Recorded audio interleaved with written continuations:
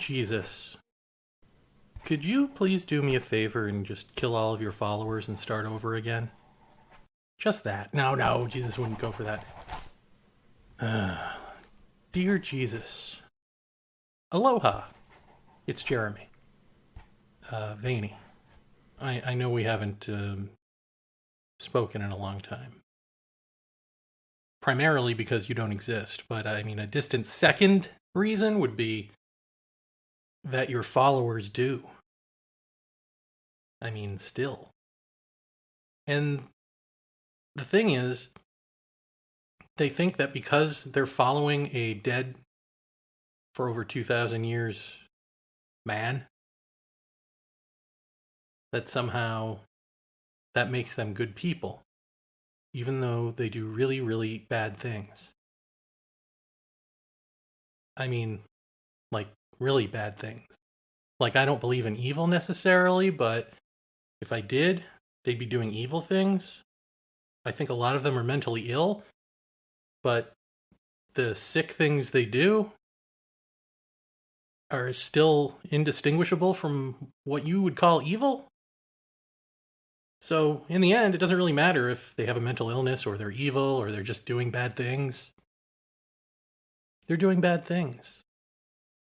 And they have to know it because they've seen movies. I mean, maybe they read books too, other than the Bible. I don't know. But if they've read the Bible, they know what bad things are, right? I mean, you pretty much spelled it out for them on every page. But they do them.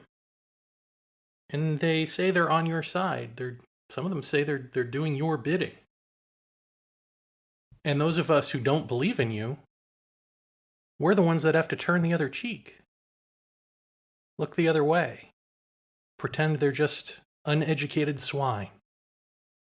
The dumbed down masses, and if we can just help them. The problem is, they also think that about us, except they don't want to help us. They want to annihilate us, but not in the our undoing way. Not in the selfless dissolving of self-center way. No, they pretty much just want to enslave and kill us. Thankfully, they haven't made it that far. But they do all this anti-life stuff, and they claim that it's pro-life. They do this anti-freedom stuff, and they claim it's freedom. And then when you say, just even like, here's a small example of an innocuous thing. Say you go on a message board or a Facebook group or a Twitter group. These are all social media, Jesus.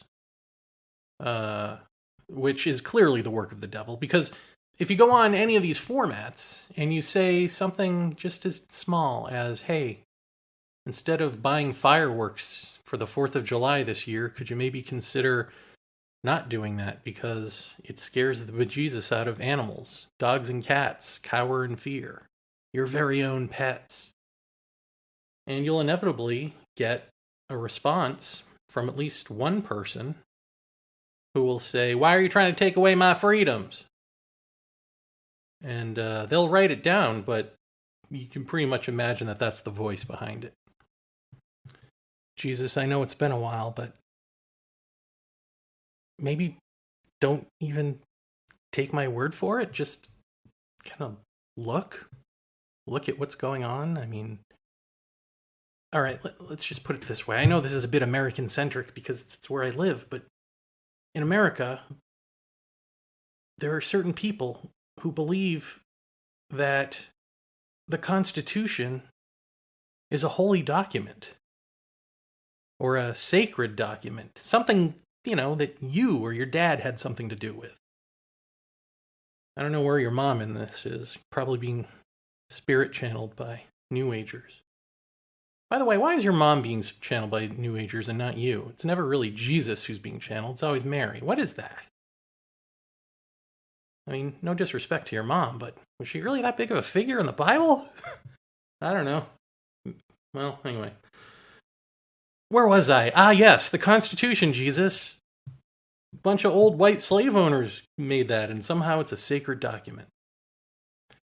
And some people wanted to defend it by trying to destroy the country because their favorite right-wing media figures told them to. I mean, that's crazy, right? They tried to destroy the very country. They're still trying to destroy it. They're still trying to rig elections and steal elections and intimidate other voters and, the whole thing. And the weird thing is, I mean, it's like they've got the piece of it right, the sentiment in a sense of like, everything's wrong, something's not quite right here.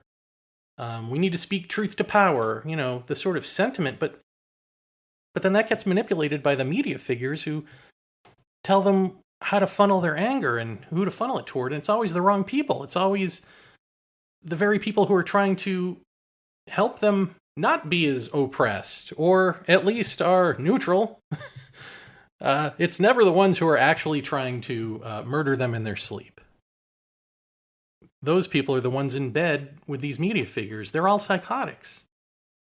And somehow they're running the show. Somehow they've got us so backwards that we think billionaires are heroes. Didn't you turn the table on the money changers?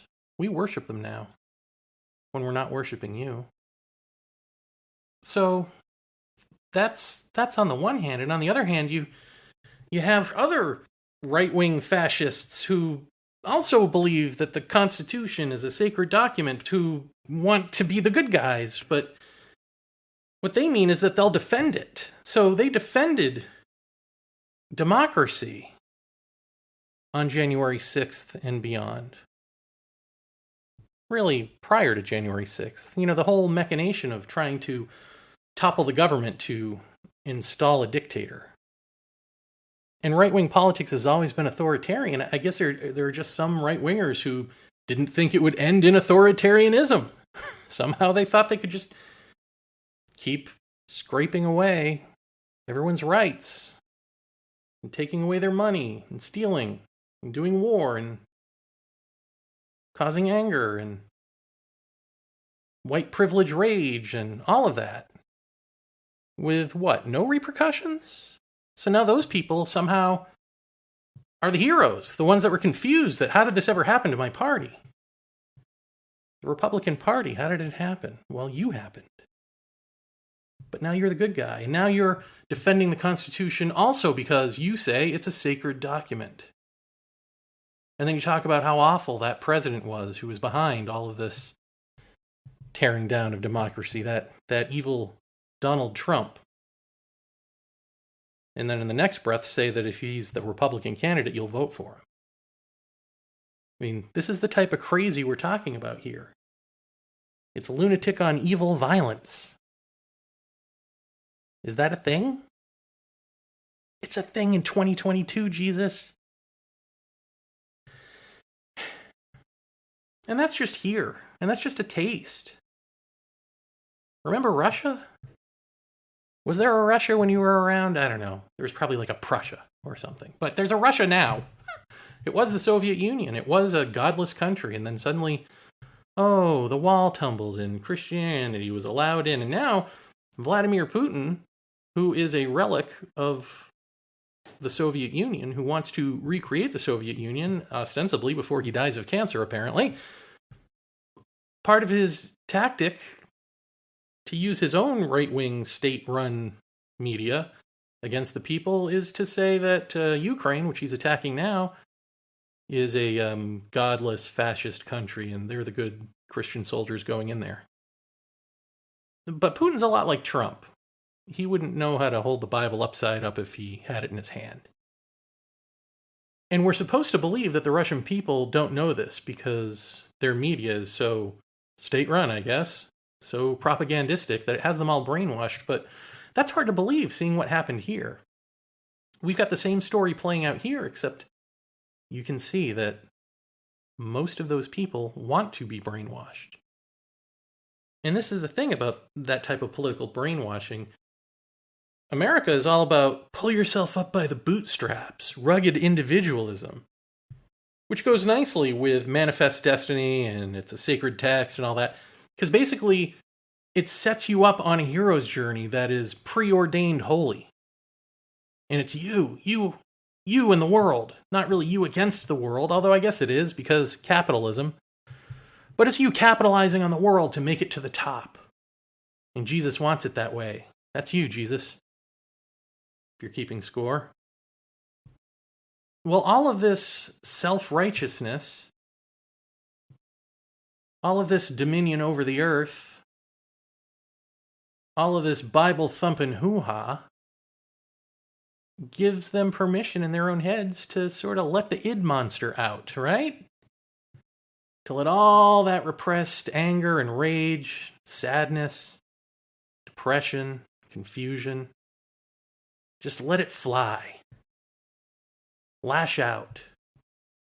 It's not coordinated, so, of course, right-wingers and white supremacist groups, militias, people with tactical minds, they funnel that rage. It starts with the media and it ends on the ground and being good little Christian soldiers, I guess. So there's a part of them that wants to do it, and there's a part of them that has it preordained, holy, it's righteous, it's America. Can't be that different in Russia, can it? Can't be that different anywhere where there's a separative mind, divorced from all that's around it, believing in dominion over others, needing to convince themselves that the people around them are subhuman so they can have dominion over them too. Not just animals, not just plants and trees, not just Mama Earth herself. This is how slavery begins. Again and again and again. You had slavery back then, didn't you? It's happening here. It's happening in Russia. It's happening to various degrees all over the world, although other countries have, for better or for worse, in this case maybe better, a full-fledged sense of cultural identity that this country simply does not have. And so maybe that can bring them together. Maybe that center can hold. But America's center is the self.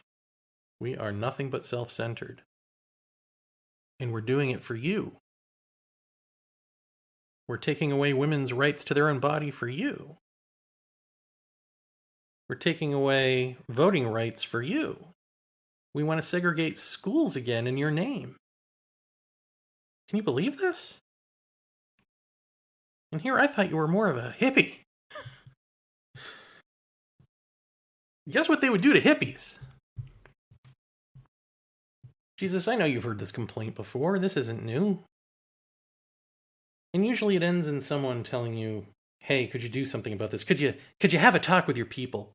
But I think we're beyond that now. Your people are bat crap crazy. So what I'm going to ask for is, if there's an afterlife, and these people truly are going to go live with you in heaven, well, I don't want to be a part of that. I've had enough of living with them.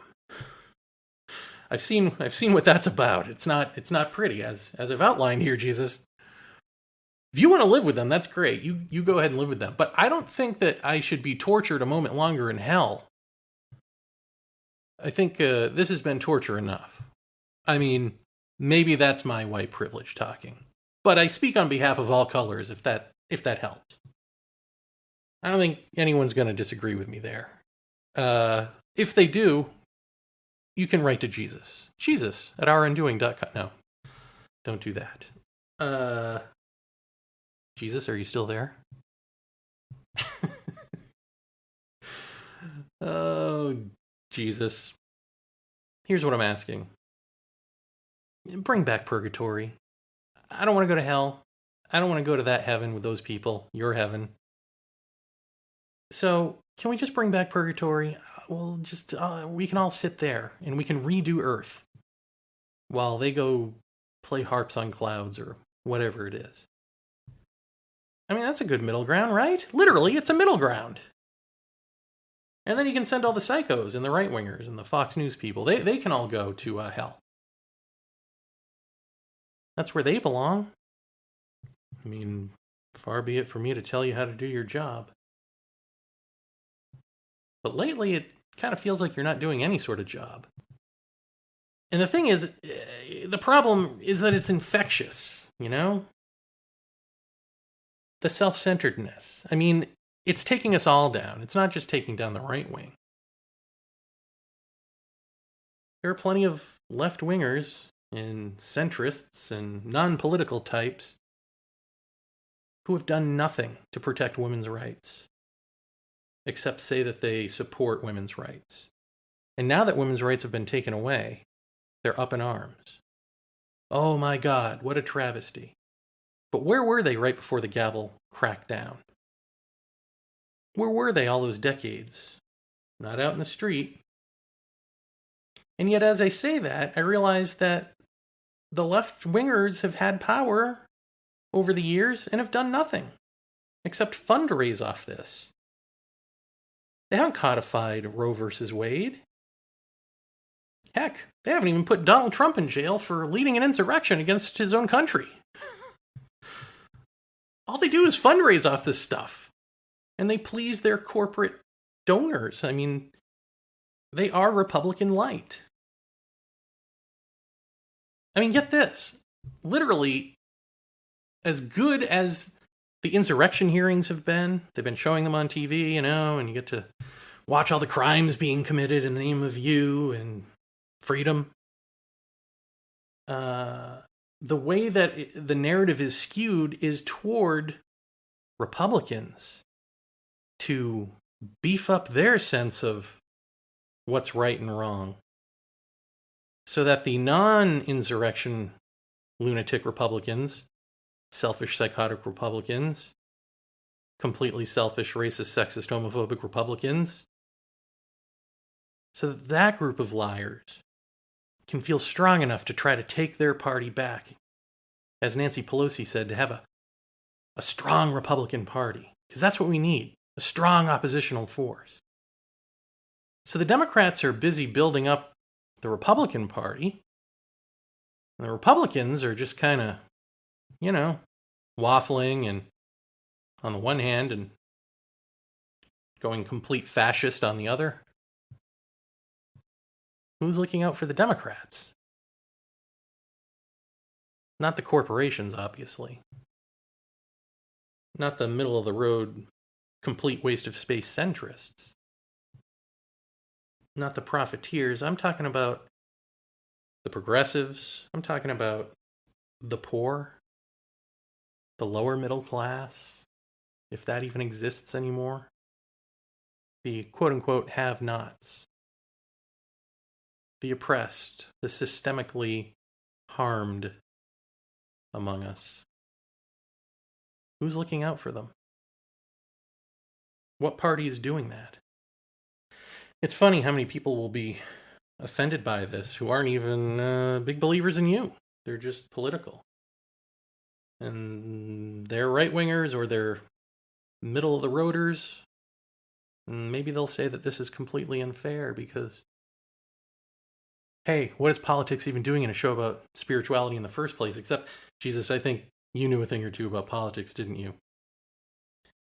And politics is an extension of your ethics, which, on a good day, is an extension of your morals, right? So politics and spirituality are intertwined. And I suppose I could take the George Carlin route and say, well, let's just pop some popcorn and sit back and watch, folks, because it doesn't matter. But I'm not a millionaire comedian. Or dead.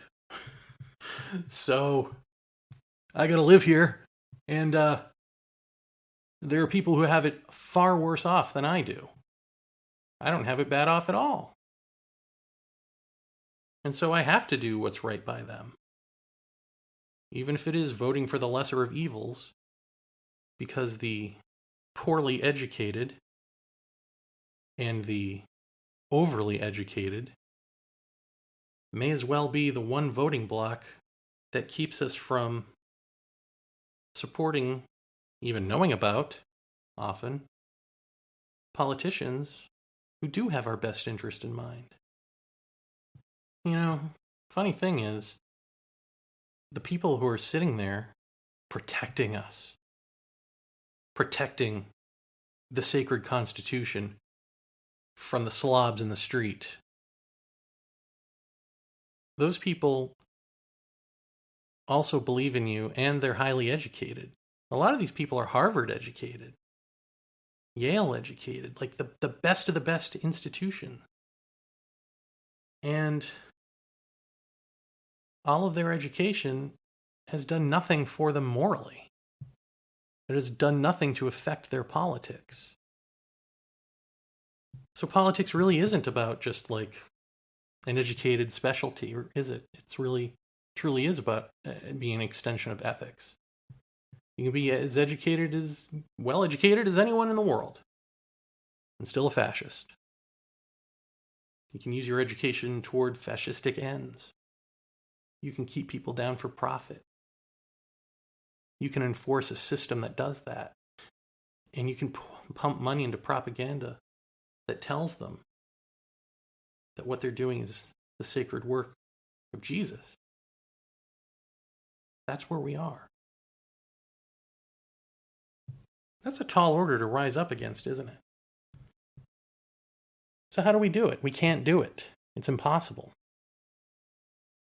I mean, people are they're gonna try. They're gonna take to the streets. They're gonna do protests. They're gonna unionize. They're gonna take their scraps and bits and pieces and say, look, we're making progress. And, oh, once again, I've heard, Jesus, that life is about learning. This is what some of the white people say. Well, other colors too, but mainly it's white people who say that this is all about education and learning, and we got to do the right thing, and we're gonna this time. And it's like just a means to procrastinate and sort of alleviate our guilt over what we're actually about. And until we get right with that person, us, me, then even talking about you is just kind of putting our crap on you, isn't it? And in a sense, that's your fault, because you did kind of say, hey, give me all your crap, just believe in me, and you'll get to heaven. I want it. Give me your baggage.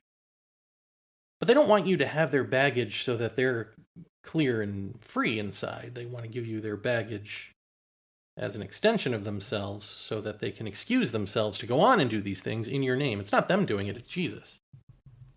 You see what you did there? Bit of a screw up on your end. But an inevitable one, because anything you would say as an enlightened person is just going to be thrown back in your face and be used against you and against the world, ultimately. That's inevitable. It's the inevitable screw up.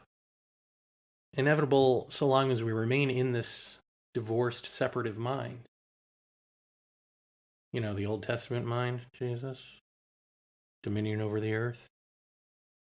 God creating the heavens and the earth. It's tricky, that Genesis. There is nothingness from which all springs. But God's put prior to that puppeteering it all. And that part's a lie, isn't it? Your dad's a bit of a lie. You're also a bit of a lie, but, you know, you're closer. And maybe that's why so many people take you in vain and not, I don't know, what is your dad's name? Yahweh? Jehovah? Something. I don't know who that is. Gd. God. Whoever your daddy is. They know he's a lie. But you're a little closer. You're a little more hardy, aren't you? And we don't like that, so we have to kind of tear you down. I mean, if they didn't like you back in your day when you were alive, what do you think's going to happen now that we're like that plus guns?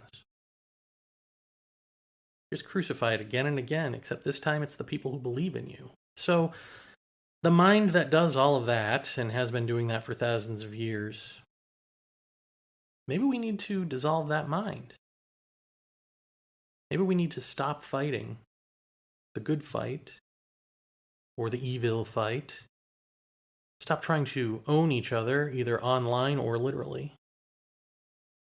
Stop putting all of our activist energy toward diversions and, well, even rage in the streets, and look at ourselves in the mirror. Do that inward journey, not that outward one. It's a real short journey. It's one step. One step in, looking at you with honesty,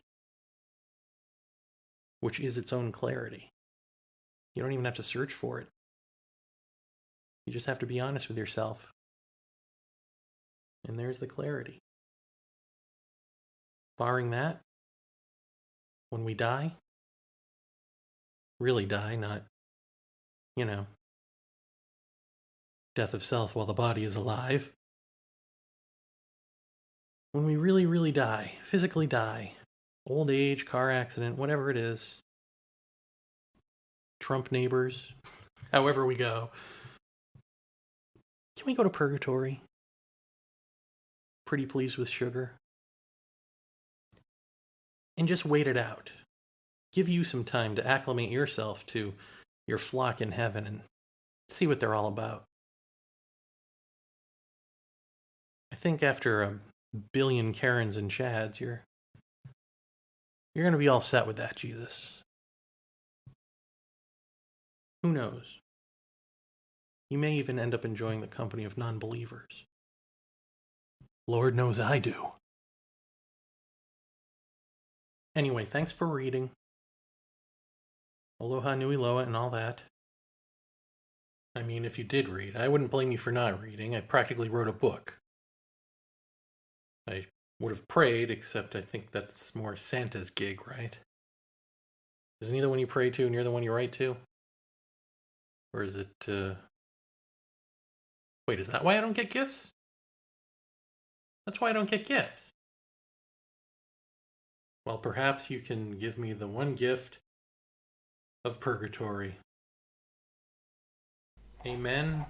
Yours truly, with genuine affection, your buddy Jer. Remy Vaeni. XOXO.